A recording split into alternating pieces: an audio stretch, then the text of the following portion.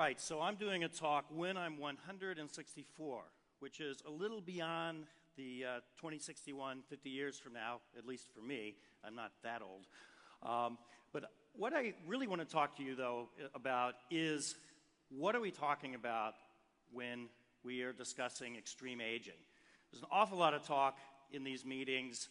I go to a lot of them where people just kind of blithely assume, oh, yes, we'll be this age or that age.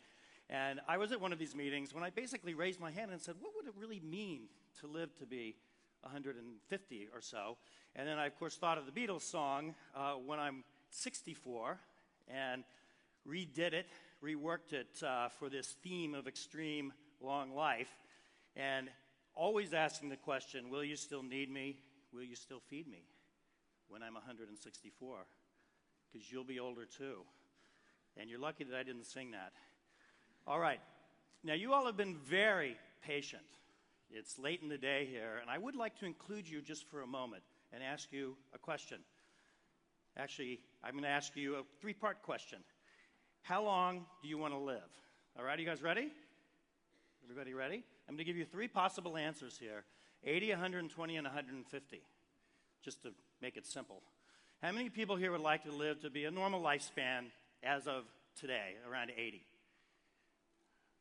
Okay, I'd say most of you. Okay, how about 120?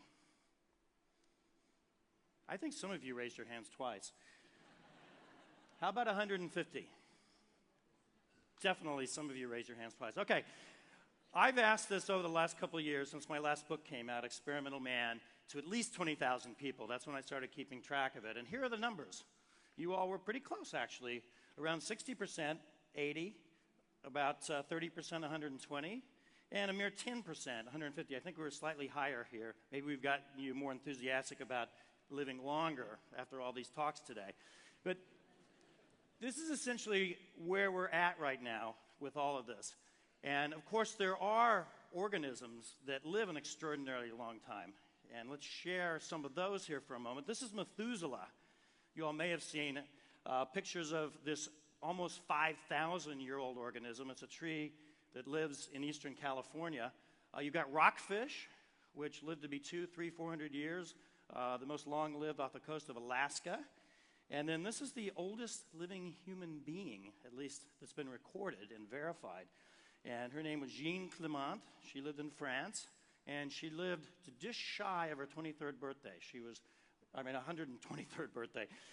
She was just over 122 years old in 1997 when she finally passed away. And this little critter here, just to give you some of the variation of organisms, is apparently immortal. It's called a water bear. So those of you that are pushing for immortality, it's already there. You can become a water bear. Now, to give you a little context to being 164, I wanted to go back. I was born in 1958. And if you go back 164 years before 1958, you're in 1794. So I'm just giving you a little context of how much time goes by here. The average lifespan then was around 39 years. The U.S. president, our first president, was George Washington. This also, in Europe, was just a few years after the French Revolution. The major technology was steam, which was just revving up at the time, repeating rifles, the cotton gin, and the stethoscope. So think about where we've gone from then. And let's jump ahead 100. This is when I'll be 164, in the year 2122. Happy birthday to me. Now, we have envisioned what things might be like in 2122, and we have to turn to fiction, to movies and things like that. There is actually going to be an eclipse a couple years before this, which we can predict with some accuracy. But this is the year the first Alien movie took place, okay? Not exactly the utopia, the utopic future anyway that we might hope for. It's also the year that the NX starship for Star Trek, for all you guys who follow that, began its development. It was several years before it was actually finished, and this was the ship used in the Star Trek Enterprise show. So these are some of the visions. There are lots of novels and things that have envisioned life in 2122. But let me tell you, we can go back in time to mythology on what different people thought about living a very long time or being even immortal. This is a fellow on who's being chased by a goddess, the goddess Eos, who fell in love with Tithonius. And Tithonius, he doesn't look very happy there, but he was really unhappy when Eos asked Zeus, her father, to make Tithonius immortal, but forgot to ask for eternal youth. So he grew older and older and older, and actually became a grasshopper, and then eventually disappeared. You've also got Juan Ponce de Leon. If you all don't know what happened to him, he was looking for the Fountain of Youth, but he was killed by Indians long before he found it. Dorian Gray, we kind of know what happened there. Somebody who's trying to live a very long time. And the Borg Queen. We mentioned Star Trek. I have mentioned Star Trek several times here. She basically enslaved entire solar systems, billions of people, so she could live forever. So basically, storytelling mythology does not bode well for people that want to live a very long time. Now, to live to be 164, we will have to use science. There's no way, at least unless there's some people hiding out there who are well over Jean Clement's age. We're going to have to use science. We've got genetic manipulation. Many of these things have been mentioned. Basically reconstructing our bodies into being bionic. We can fuse brains with machines. A lot of talk about that in my part of the world in Singularity University, where I also teach at times. And then there's stem cell technology. And Walter's absolutely right. I've run all kinds of experiments on myself. This is the only one I'm going to share with you today that I actually have run. This is my stem cell line that was developed out of some blood cells. They're able to bioengineer these cells back to cells just like they were a few days after conception, when you've got embryonic stem cells which can grow into any cell in the body. There's now a technology called induced pluripotent stem cells. And I've always talked to biologists about coming up with names that are actually comprehensible to the rest of us. But this cell line is frozen up over in Wisconsin, and I can dip into it pretty much anytime I want to over the years. And we will probably all have a line like this. And here's what we did. We developed some heart cells out of this. And actually, let me go back to that. I was hoping that they would be beating, but apparently not. We had a little video. It's really pretty freakish to see your own heart cells beating in a petri dish. So these were also biologically induced from that stem cell line. So you started with my blood. I sent it to Wisconsin. They created a stem cell line and then created heart cells. And I wrote this up in Technology Review 2 or 3 months ago. And you can check this out on experimentalman.com and find out all about the experiment. But this is one way to make various tests about how, say, drugs will interact with you in terms of side effects or efficacy without actually having to try them in your body. So this will all lead, eventually, the stem cell technology to regeneration, which is, of course, another way that we may live to be 164. Yet another way is tweaking genes, finding gene pathways that seem to regulate lifespan. And there have been a number of these genes that have been discovered in the last several years. Probably the most famous one is called SIRT, S-I-R-T, and there's 7 of them in humans. They also exist in many other organisms. This is the enzyme created by this regulator gene, which seems to regulate in many organisms how long they live. And obviously, if you think about it, organisms live many different lifespans. It would be convenient anyway, and a lot of biologists hope that there may be some simple mechanism here, so this might be a way to live a very long time. This particular enzyme is triggered by something I know you all are ready for, but won't come for a little while longer, wine. And there's a substance in wine called resveratrol, and this seems to trigger this SIRT1 to do all kinds of amazing things in the cell, repairing DNA.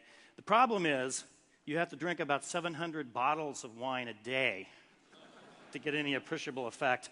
I don't know about you, but I start losing it after 200 or 300 bottles. However, the good folks at GSK, the large pharmaceutical company, are trying to develop a pill. They started out basing it on resveratrol. They discovered that actually that didn't work, but they did a big search through lots of thousands of compounds and actually have discovered a synthetic version of an activator for that enzyme. And it's in development right now, which is quite astonishing. So we may have a pill for longevity before we know it, if that actually works. So some upsides. Let's get a little philosophical here. Some upsides for you living to be 164. You can take that raft trip when you're 102, like our gentleman. Of course, he can't do it from the spaceship, but you can take that raft trip that you meant to take all those years. You can take up gardening or a new hobby. You'll have time to get the PhD when you're 130 that you never got around to when you were only 75. You can spend more time with your kids, and you'll have a lot of them. In fact, if generations continue the way they are, you could be a great, great, great, great grandmother or grandfather, still be alive. A lot of progeny floating around. Some downsides for you. Who's going to pay for this? I mean, this is one of those things. I hear a lot of billionaires talking about wanting to live forever. And, we have a lot of them floating around in Silicon Valley. Okay, if you got $1 billion, yes, your wallet will be full for many years. But what about the rest of us? There's also these inconvenient things like wars, dictators, plagues, some of the things we've heard about today. And then boredom. Okay, some upsides for society. We could have Beethoven's 20th Symphony by now if he were still, if he lived to be 164. We'd still have Einstein with us. He would still be kind of a youngster, actually. We'd have Steve Jobs still with us. Some downsides, though, and this is where it does get a bit serious. We'll have fewer deaths. There are 57 million people a year who die in the world. And imagine if all of a sudden they just stopped dying. Now, eventually you would equalize. But that's around 500 million new people a decade plus. And so think about what we would do with all those extra people. There are lots of issues about what you do with things like Social Security, welfare. The young can't advance. My great-great-great-great-grandchildren, who I'll see born, what jobs will they have? And then who gets this stuff? Will it be the 1%, as we're talking about a lot in America right now? I mean, basically, will we have a class of people who live an extraordinarily long time and then the rest of us who don't? Now, I have a solution personally that I think will work for me, or at least I ponder this. I'm a historian by training, and I mainly just want to see what happens in the future. I don't really have a huge interest in actually living all the years to get there. So I'm all in favor of cryogenically freezing myself down or in some way suspending myself. And that technology does exist for cells and some very simple organisms. Someday it may actually exist for humans. We'll have to see. But the idea here would be, say, a company that offers you get a little brochure. Every 50 years, you're woken up. You spend a year, actually, however long you want, but let's say a year, and you check things out, what's going on. And you can find out then what's going on in 2061, and I would look pretty much the way I look right now. I'm not going to be old and decrepit. And then I go back to sleep. I wake up again in 2111, 2161. I mean, you get the idea here. And if you actually take a normal lifespan, which most of you all want to live, of 80 years, but you freeze yourself down for 50 years and then wake up, you're talking about being 80 years old in the year 4711. We won't even go there. That's about as deep in the future as I've heard discussed in this meeting. Although you'd be almost the age of that tree. Think about that. But in the end, this is what's most important to me. This is my mother and my father and my older son. And I don't think I could live without them for 50 years. Maybe they'd be frozen down with me. But this is what it's really all about, people. It's about being human. It's about living with our people, however long we happen to live. And let me just remind you, will you still need me? Will you still feed me when you can fill in the blank. Thank you very much.